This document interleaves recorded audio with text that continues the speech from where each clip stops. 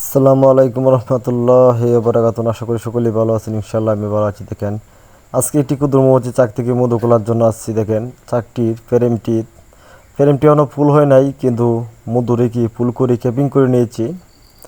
আসলে এরকম দুধু হয়ে যায়, তাহলে আপনারা কী করবেন? অবশ্যই মধুগুলো খুলতে হবে। আজকে আমাদের এক ভাই কমেন্ট করেছে যে মধুগুলো কতদিন পরে পরে বক্সগুলো খোলা যায়। এটার বিষয় হলো, আপনাদের এলাকায় যখন ফুল থাকে তখন আপনারা মধুগুলো অতি তাড়াতাড়ি খুলতে পারবেন। দেখেন, আমরা ধরুন এই যে বক্সটি এখন মধু সংগ্রহ করা শুরু করেছি। এই বক্সটি যখন মধু সংগ্রহ করব, আর তো সামনের সিজনটা ভালো থাকে, ঝড় বৃষ্টি না হয়, তাহলে 12-13 দিনের ভিতরে আবার আমরা এই মধুগুলো খুলতে পারবো। এবং ভাই আমাকে কমেন্ট করেছে যে ভাই, মধুগুলো না খোলা হয় তাহলে কি হবে? মধুগুলো যদি আপনি না খুলেন বক্স থেকে, তাহলে আপনার বক্সটি সমস্যা হবে, নষ্ট হয়ে যাবে।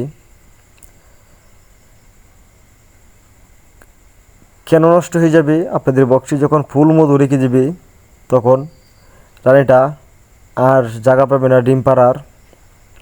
যদি আপনার বক্সটি ডিম পাড়ার জায়গা না পেয়ে থাকে, তাহলে রানীটা আপনার চলে যেতে চাইবে বক্স থেকে। আর যদি না যেতে পারে, তাহলে রানীটা ডিম না পারার কারণে রানীটা মারা যাবে। সেটা হলো মূল বিষয়। আপনারা অবশ্যই যখন মধুর সিজন আসবে, আপনারা অবশ্যই মধুগুলো বক্স থেকে খুলবেন। দেখেন, আসলে এই বক্সটি একটু আক্রমণ করা শুরু করেছি, কারণ এটি আমাদের বাড়ির ছাদে, সেজন্য প্রচুর পরিমাণ তাপমাত্রা। আপনারা জানেন এই সিজনে প্রচুর পরিমাণ তাপমাত্রাকে যাওয়ার কারণে বক্সের কাম খুবই সমস্যা হচ্ছে। আসলে কোনো ফ্রেমে দেখা গেছে যে ফুল পরিমাণ মধু, এবং এই ফুল পরিমাণ মধু থাকার কারণে ফিতার একটু সমস্যা হয়েছে।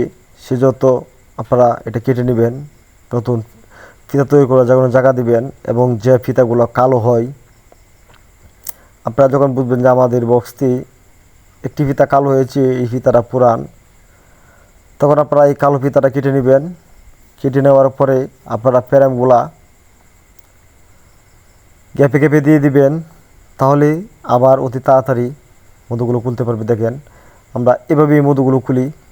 দেখেন, এভাবে মধুগুলো যখন আমরা ক্যাপিংটা কাটার পরে দিই, এই মেশিনের মাধ্যমে আমরা যখন এভাবে জাকি দিলে পরে দিয়ে মধুগুলো পড়ে যায়। এক পৃষ্ঠার মধুগুলো পড়ে গেলে আপনারা আরেক পৃষ্ঠাটার ঘুরিয়ে আবার জাকি দিয়ে ওই পৃষ্ঠার মধুগুলো খুলে নেবেন। এবং অবশ্যই আপনারা চাইবেন যে ফ্রেমগুলোর মধুগুলো আপনারা খুলে ফেলবেন, সেই ফ্রেমগুলো আবার সাথে সাথে দিয়ে দিতে।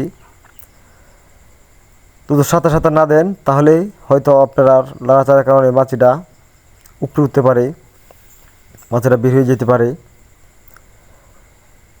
কারণ এভাবে ধরেন একটি বক্সে 10টি ফ্রেম থেকে থাকলে, দেখেন আমাদের আরেকটি বক্স আছে, এটার ভিডিও অবশ্যই আপনারা দেখেছেন। এটার মধ্যেগুলো খুলে নেওয়া হয়েছে। তো 10টা ফ্রেম থাকলে যখন আপনারা 3-4টে ফ্রেম ভিট করে নেবেন, তখন এই মাছিগুলা বাদবাহী ফ্রেমে বসবে। আবার এই ফ্রেমটি মধু খোলার পরে যখন এই ফ্রেমটি দিয়ে জাকি দিবেন মাছিটি সরানোর জন্য, তখন এই মাছিটি যে মধুগুলো আপনারা খুলেছেন সেই ফ্রেমে আবার চলে আসবে। সেহেতু মাছিটা বের হবে না আর গাছে উঠবে না। তারপরে এইভাবে মধুগুলো খুলবেন। এবং আরও কিছু জানার থাকলে অবশ্যই কমেন্ট করবেন। এবং আপনারা কীরকম ভিডিও দেখতে চান, কী ধরনের ভিডিও দেখতে চান, অবশ্যই আমাকে কমেন্ট করে হেল্প করবেন। কারণ আপনারা চাহিদার উপরেই আমরা নির্ভর করে ভিডিও বানানোর চেষ্টা করি। আসলে এই রোদ্র থাকার কারণেই ভিডিওটা ক্লিয়ার হয় নাই, হাইট কমায় দেওয়া হয়েছে।